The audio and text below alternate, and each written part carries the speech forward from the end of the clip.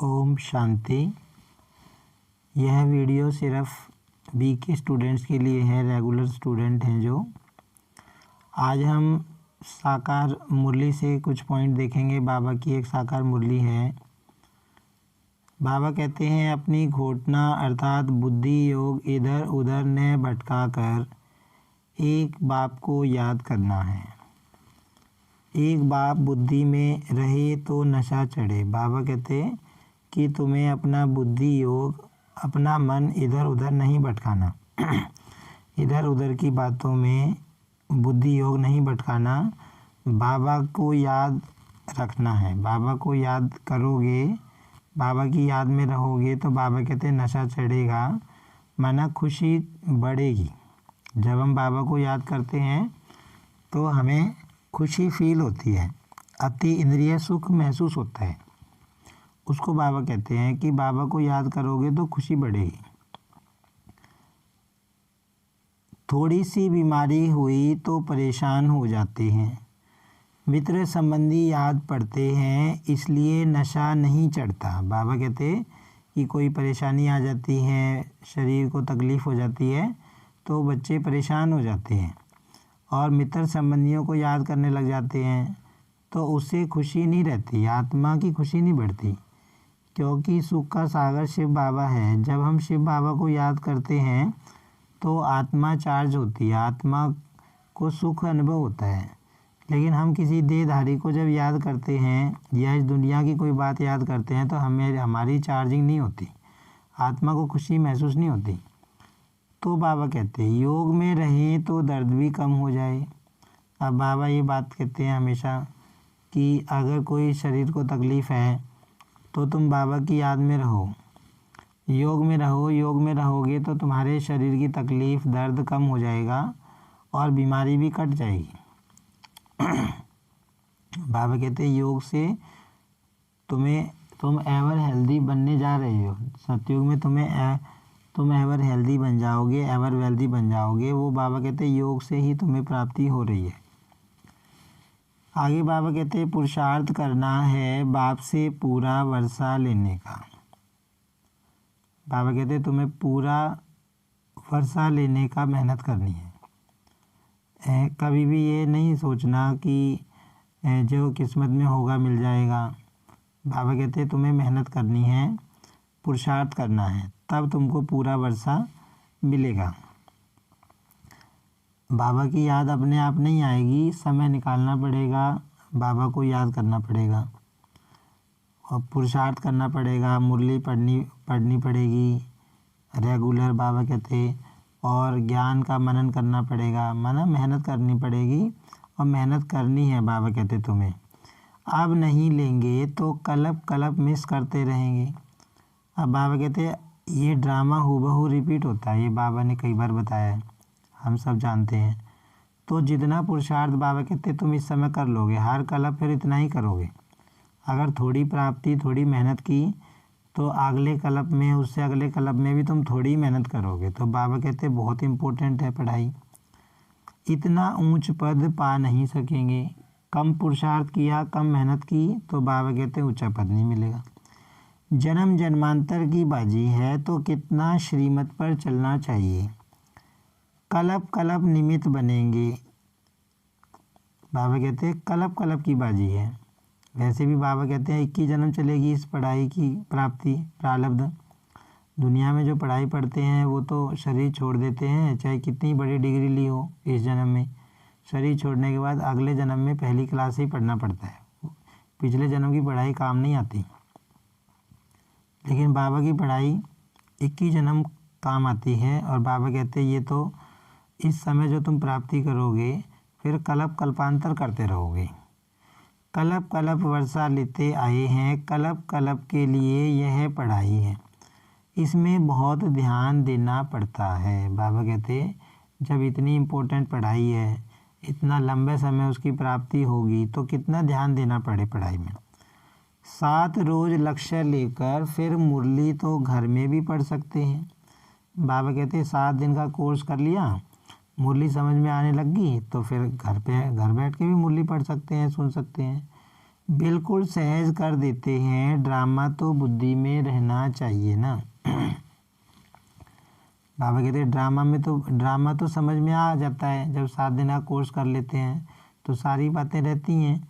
तो बाबा कहते हैं फिर घर पे बैठ के भी पुरुषार्थ कर सकते हो, घर पे भी मुरली सुन सकते हो। माना जो स्वयं शासक हैं वह सिर्फ जिस समय चाहे रूप बन जाएं और जिस समय चाहे बसंत बन जाएं।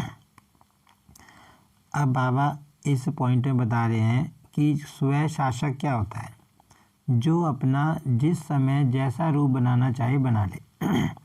माना योग करना है तो योग की बातें याद आएं,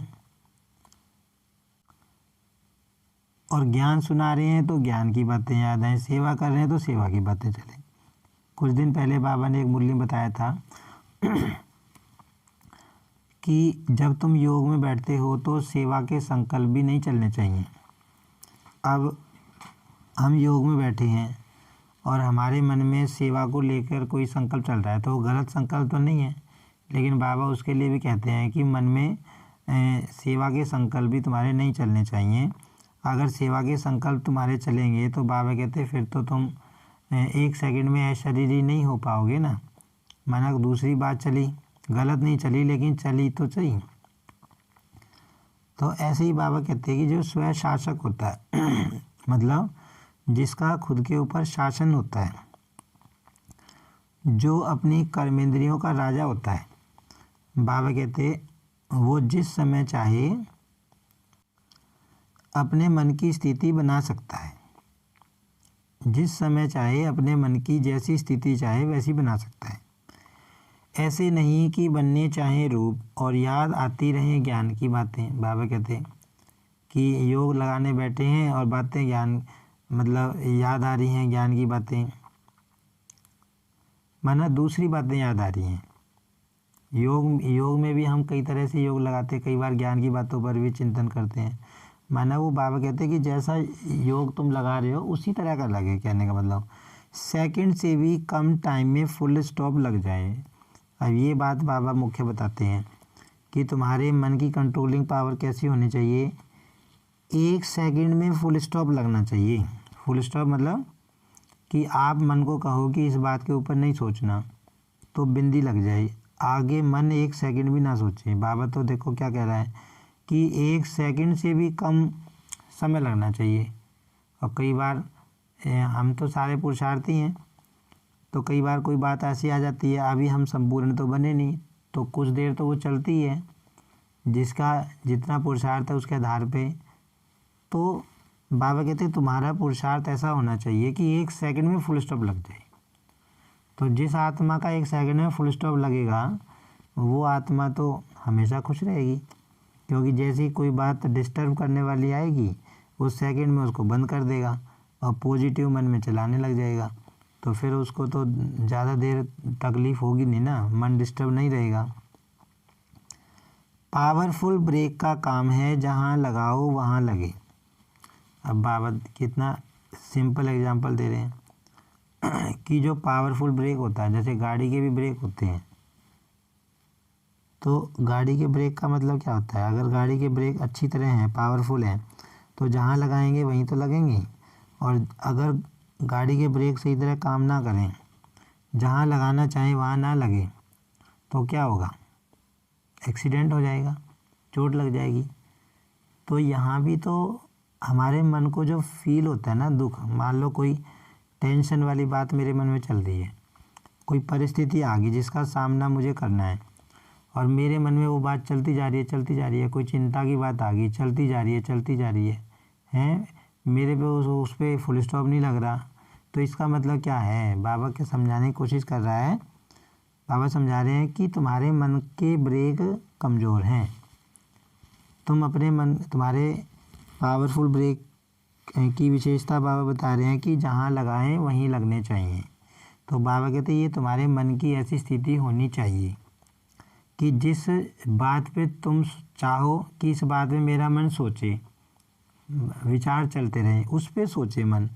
ऐसे नहीं कि कोई बात ऐसी चल रही है जिस पे हम चाहते नहीं है कि चले, लेकिन वो चल रही है, तो बाबा कहते हैं इसका मतलब ब्रेक कमज़ोर है। इसके लिए प्रैक्टिस करो कि जिस समय जिस विधि से जहाँ मन बुद्धि को लगाना चाहे वहाँ लग जाए, ऐसी कंट्रोलिंग व रूलिंग पावर हो। तो बाबा कहते हैं इसके लिए प्रैक्टिस करो, प्रैक्टिस करो, प्रैक्टिस कर कर के देखो। बीच बीच में बाबा ट्रैफिक कंट्रोल भी बताता है ना। बाबा के घर में ट्रैफिक कंट्रोल करते हैं बच्चे। ट्रैफिक कंट्रोल क्या होता है, जैसे बाबा के घर में कोई गीत बजता है तो जो काम तो भाई बहन जो होते हैं कुछ भी काम कर रहे होते हैं, सेवा कर रहे होते हैं, उसको छोड़ के 2 मिनट बाबा की याद में बैठ जाते हैं। तो ट्रैफिक कंट्रोल जो हम करते हैं वो मन को एकाग्र करने का सबसे बढ़िया साधन है, मन की कंट्रोलिंग पावर बढ़ाने का सबसे बढ़िया साधन है। तो बाबा कहते तुम भी दिन में बीच बीच में प्रैक्टिस करो, 1 घंटे बाद 2 घंटे बाद कि बैठ जाओ और मन को दूसरी तरफ लगाने की कोशिश करो कि हमारा मन दूसरी तरफ हम लगा दें, जिससे क्या हो कि हमारे मन को प्रैक्टिस हो ब्रेक लगाने की और रूलिंग पावर आए, कंट्रोलिंग पावर आए। तो ये हमने बाबा की मुरली के कुछ पॉइंट देखे जिनमें बाबा ने कुछ बातें बताई जो हम बच्चों के लिए पुरुषार्थ को बढ़ाने के लिए बहुत मददगार होती हैं। बाबा ज्ञान की बातें रोज़ सुनाता है और ये हमारा भाग्य है जो हमें बाबा की ज्ञान की बातें रोज़ सुनने को मिलती हैं। अच्छा, ओम शांति।